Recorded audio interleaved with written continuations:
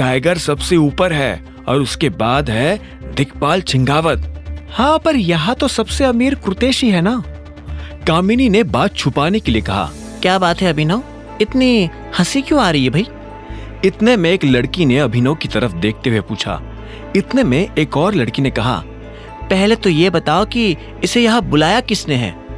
मैंने बुलाया है, ये भी हमारा क्लासमेट रहा है। नहीं, हम लोग क्लास में जरूर साथ बैठते थे, लेकिन अब हम साथ नहीं बैठ सकते। हाँ, मैंने भी सुना है कि ये डिलीवरी बॉय की नौकरी करता है। मुझे लगता है कि आप लोगों को मेनू देखना चाहिए, खाना बनने में भी तो टाइम लगता है ना। अभिनव ने बात पलटते हुए कहा। वो इनमें से किसी को भी जवाब नहीं देना चाहता था, लेकिन उसकी इस बात से बाकी लोग भड़क उठे। उनमें से एक आदमी ने कहा, ओ भाई, ये मजाक चल रहा है क्या? तुझे क्या लगता है कि कृतेश तेरे लिए भी खाना ऑर्डर करने वाला है? अबे तू कब से कृतेश का दोस्त हो गया? कामिनी ने भी घी में आग डालते हुए कहा। हाँ, अगर तुम्हें कुछ खाना है तो उसका पैसा तुम्हें खुद ही देना होगा। लेकिन यह सुनते ही कृतेश ने अपना हाथ उठाया और सभी को शांत करवाते हुए बोला, अरे कामिनी, कैसी बात कर रही हो? अब वो पार्टी में आया है तो खाना तो खाएगा ही ना। तुम चिंता मत करो दोस्त, मैं तुम्हारा भी बिल भर दूंगा। कामिनी ने कहा, वाह कृतेश, तुम कितने स्वीट हो। फिर भी मैं चाहती हूँ कि तुम उसे अपना बिल भरने दो, ताकि उसे भी तो आगे से पैसे कमाने का मोटिवेशन आए। अगर वो ऐसे फ्री का खाना खाता रहेगा तो फ्री का खाना तो हम सभी खा रहे हैं, फिर तो हम सभी को अपना अपना ऑर्डर खुद ही देना चाहिए। इतने में गरिमा नाम की एक लड़की ने कामिनी की बात काटते हुए कहा। वो बाकी लोगों की तरह अभिनव का मजाक नहीं उड़ाया करती थी।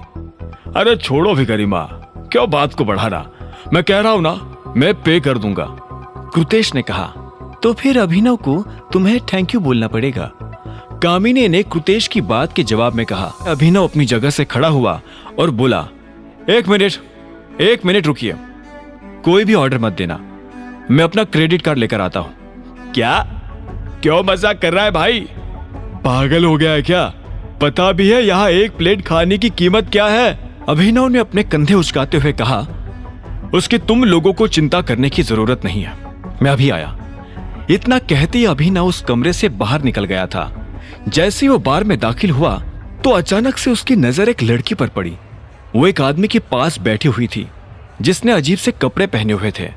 वो लड़की उससे दूर होने की कोशिश कर रही थी, लेकिन वो लड़का उसे बार बार अपनी तरफ खींचने की कोशिश कर रहा था।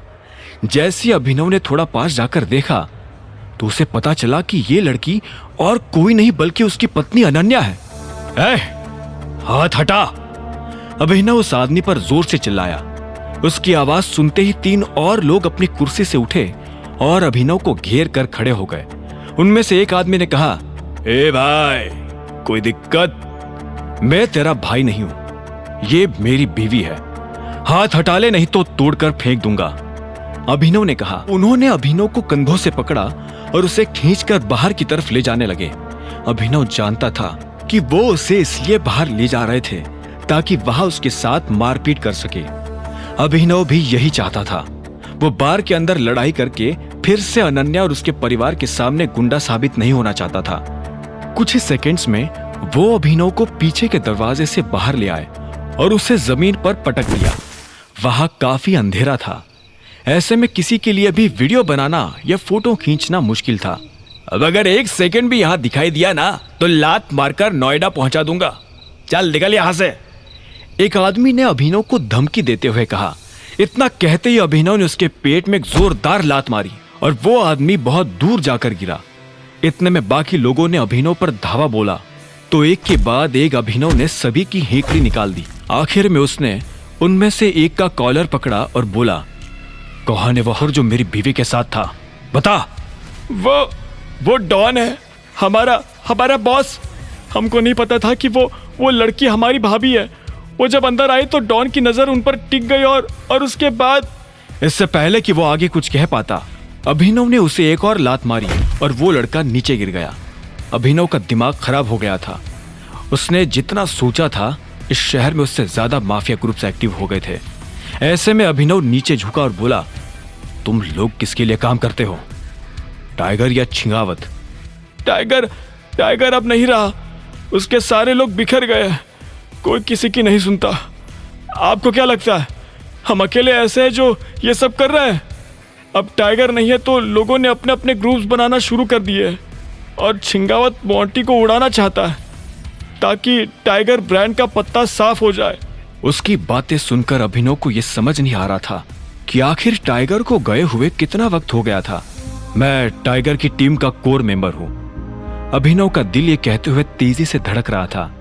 इन लोगों को देखकर उसे यह एहसास हो रहा था कि उसे सिर्फ अपने पिता का बदला नहीं लेना था, बल्कि इन जैसे हजारों लोगों को लाइन पर लेकर आना था। उन लोगों को रवाना करने के बाद अभिनव फिर से बार में दाखिल हो गया था। अचानक से उसकी नजर अनन्या को ढूंढने लगी थी, लेकिन अनन्या कहीं नहीं थी। आगे की कहानी जानने के लिए देखें अगला एपिसोड सिर्फ पॉकेट एफएम के यूट्यूब चैनल पर, और द रिटर्न ऑफ टाइगर के सारे एपिसोड्स को सुनने के लिए डिस्क्रिप्शन में दी लिंक से डाउनलोड करें पॉकेट एफएम ऐप।